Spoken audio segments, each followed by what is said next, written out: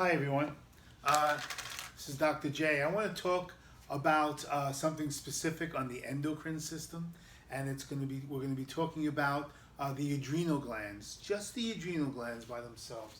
Someone asked me to do that, I'm going to do that for them. So here we go.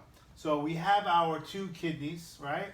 And there's one on each side of our bodies, and on top of that kidney, we have our adrenal gland. And remember, the kidneys are located retroperitoneal, behind the peritoneal, retroperitoneal. They're little sacs right in the back. We can actually grab them with a very easy incision in the back of in the back right here in the lower lumbar area, and we can take them out very easily without going into the front. So it's retroperitoneal, and the adrenal glands are located on top of the kidneys.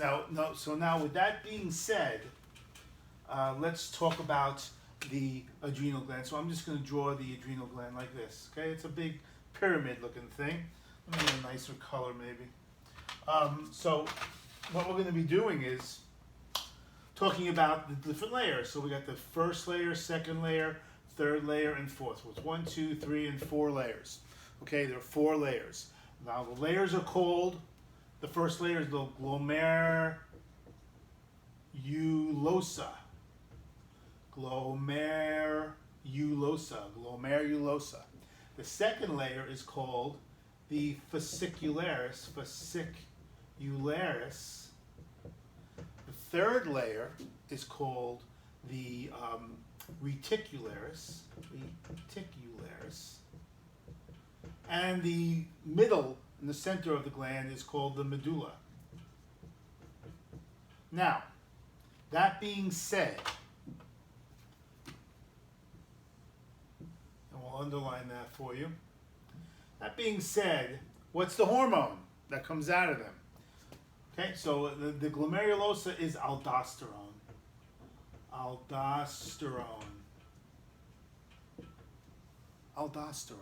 Aldosterone loves salt. I always say Al loves salt.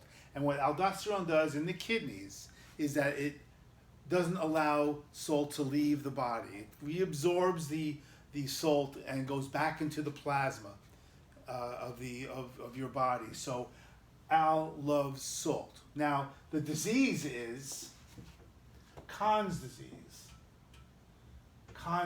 and that is a hyperplasia, or a very larger area right there that forces more aldosterone to be secreted out of the body when it doesn't need it, and that means that more potassium, sodium will be reabsorbed, and obviously we'll get edema from that, because remember, salt and water go together. They'll follow each other. So if we have more salt in our bodies, we will also have more water in our bodies that we will retain.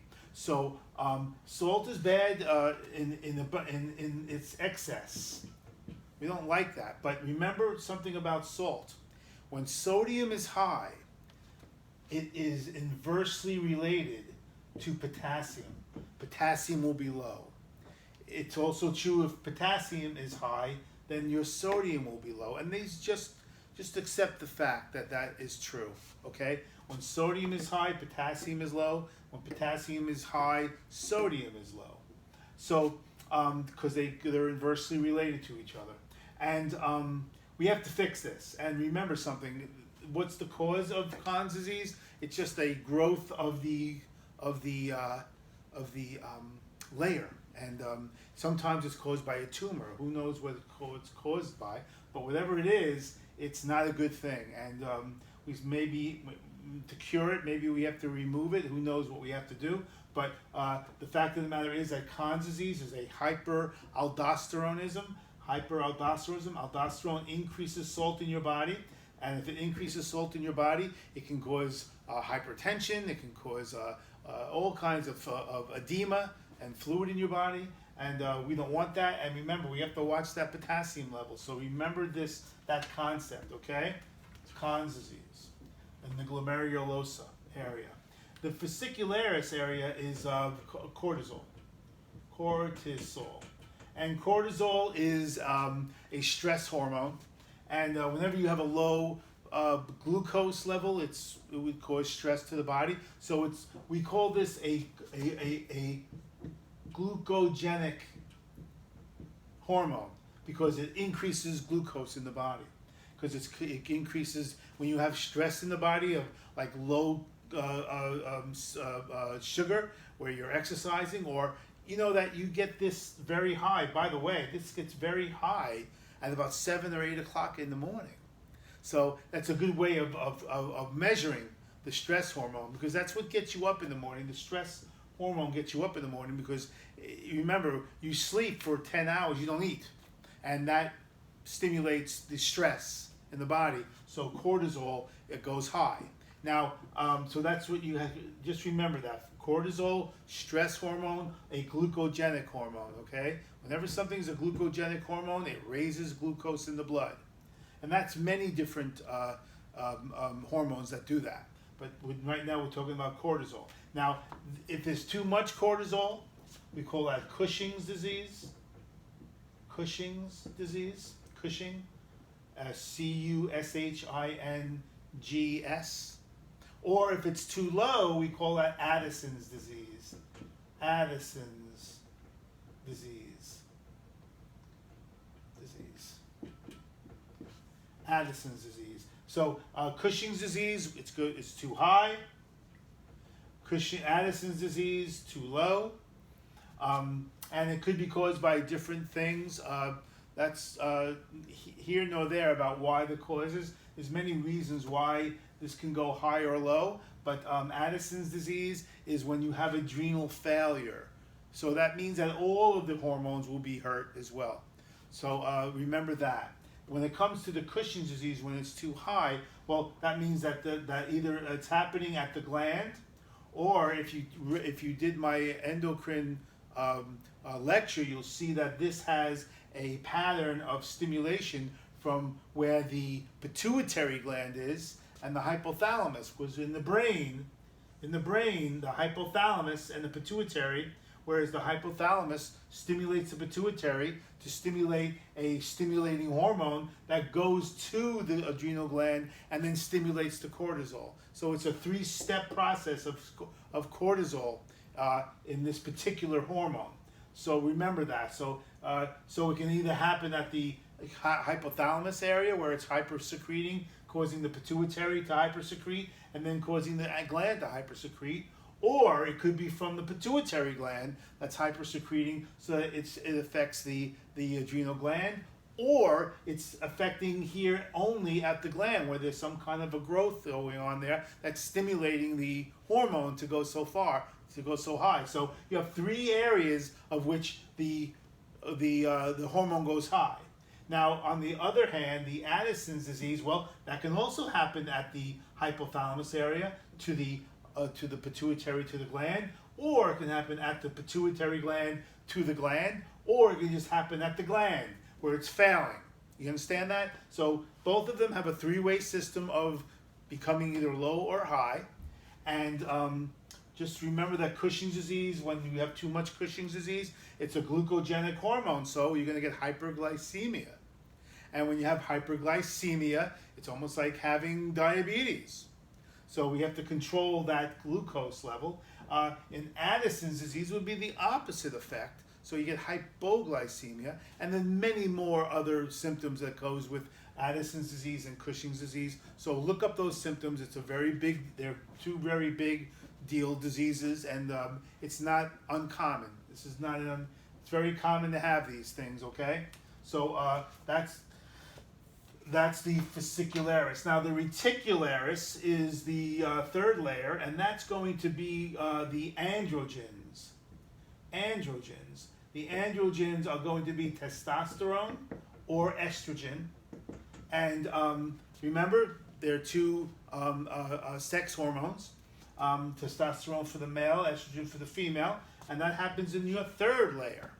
Okay? And when we talk about hyperandrogens like hypertestosteronism or hyperestrogenism, the symptoms are more based on the female or the male's phenotype, and also has a sex drive to it.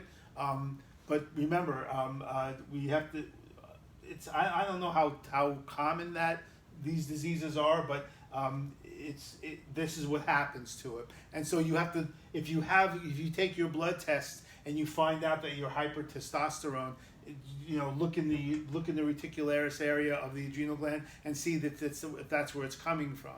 You know that we also inject testosterone for people that have hypotestosteronism as they get older in life, because remember, it's a sex drive. So a lot of people have a low testosterone level. A lot of males have a low testosterone level in their mid 50s and 60s and 70s. So they like to get injections for that, and it kind of gives them more of a sex drive. But the problem with getting testosterone is that it affects the prostate gland, and it can cause a hypertrophy of the prostate gland, indirectly or secondary effect of it. So we have to be careful about that. And the estrogen, hyperestrogenism, well, obviously they might get more symptoms of vasodilation, because remember, estrogen vasodilates, and they may have a hypotensive situation.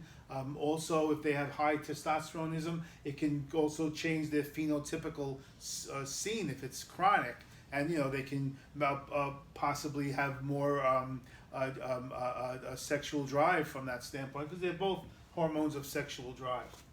Okay, so those are the androgens, and in the middle is the medulla, and that's for the norepinephrine, norepi, and epinephrine, and these guys are for your sympathetic stimulation of vasoconstriction. So you have your that's what norepinephrine and epinephrine do. They're more of a stimulant of excitement, fight or flight, that kind of thing. So just remember that, and also because they increase excitement and stress, they're going to be a glucogenic hormone. Remember that. So they're going to increase sugar in the blood. Remember that. Okay. Testosterone can also increase some stress also because of the sex drive. So you can get more sugar in there as well. But this is just remember these four hormones. Okay. And this is a very tight little excerpt of endocrine. And remember, the cortisol starts all the way at the brain. And if you look at my endocrine lecture, you'll see that that's where it comes from, and I explain it a lot more, in much more detail there. But that's the story with this thing. I hope that you figure this out. I want you to study and read. You got to read. You can't just take my word for it. This is my understanding of it, so that you can understand it. And now you read, and you get the whole gist of it. Okay.